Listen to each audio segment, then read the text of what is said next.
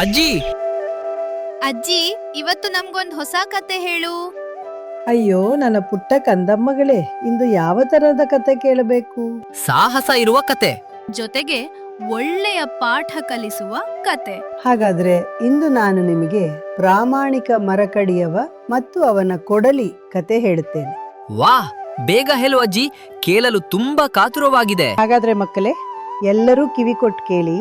ಬಹಳ ವರ್ಷಗಳ ಹಿಂದೆ ಹಸಿರು ಕಾಡಿನ ಪಕ್ಕದಲ್ಲಿದ್ದ ಒಂದು ಪುಟ್ಟ ಹಳ್ಳಿಯಲ್ಲಿ ಭೀಮಾ ಎಂಬ ಪ್ರಾಮಾಣಿಕ ಮರಕಡಿಯವನು ವಾಸಿಸುತ್ತಿದ್ದ.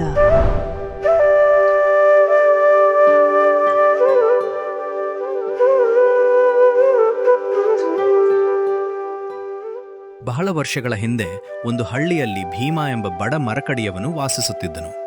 ಪ್ರತಿದಿನ ಬೆಳಿಗ್ಗೆ ಕಾಡಿಗೆ ಹೋಗಿ ಮರಗಳನ್ನು ಕತ್ತರಿಸಿ ಅವುಗಳನ್ನು ಮಾರಾಟ ಮಾಡಿ ತನ್ನ ಕುಟುಂಬವನ್ನು ನೋಡಿಕೊಳ್ಳುತ್ತಿದ್ದ. ಅವನ ಬಳಿ ಇದ್ದ ಒಂದು ಕಬ್ಬಿಣದ ಕೊಡಲಿ ಅವನ ಜೀವನೋಪಾಯದ ಏಕೈಕ ಸಾಧನವಾಗಿತ್ತು. ಒಂದು ದಿನ ನದಿಯ ತೀರದಲ್ಲಿ ಮರವನ್ನು ಕಡಿಯುತ್ತಿದ್ದಾಗ ಅವನ ಕೈ ಜಾರಿ ಕೊಡಲಿ ನದಿಗೆ ಬಿತ್ತು. ಅಯ್ಯೋ, ಈಗ ನಾನು ಹೇಗೆ ಕೆಲಸ ಮಾಡಲಿ ಎಂದು ಭೀಮ ದುಃಖದಿಂದ ಅಳಲು ಆರಂಭಿಸಿದನು. ಅಷ್ಟರಲ್ಲಿ ನದಿಯೊಳಗಿಂದ ದೇವಿ ಪ್ರತ್ಯಕ್ಷಳಾದಳು. ದೇವಿ ಕೇಳಿದಳು, ಮಗು ಭೀಮಾ, ಯಾಕಪ್ಪ ಅಳ್ತಿದ್ದೀಯಾ? ಭೀಮ ನಡೆದದ್ದನ್ನೆಲ್ಲ ಹೇಳಿದನು. ದೇವಿ ನದಿಯೊಳಗೆ ಮುಳುಗಿ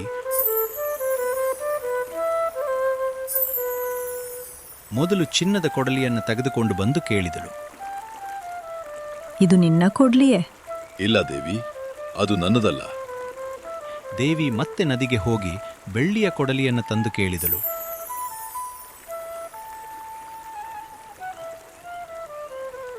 ಹಾಗಾದ್ರೆ ಈ ಕೊಡ್ಲಿ ನಿನ್ನದೇ? ಇಲ್ಲ, ಅದು ಕೂಡ ನನ್ನದಲ್ಲ ದೇವಿ. ಎಂದು ಭೀಮ ಪ್ರಾಮಾಣಿಕವಾಗಿ ಉತ್ತರಿಸಿದನು. ಕೊನೆಗೆ ದೇವಿ ಮತ್ತೆ ನದಿಗೆ ಹೋಗಿ ಅವನ ಹಳೆಯ ಕಬ್ಬಿಣದ ಕೊಡಲಿಯನ್ನು ತಂದು ತೋರಿಸಿದಳು.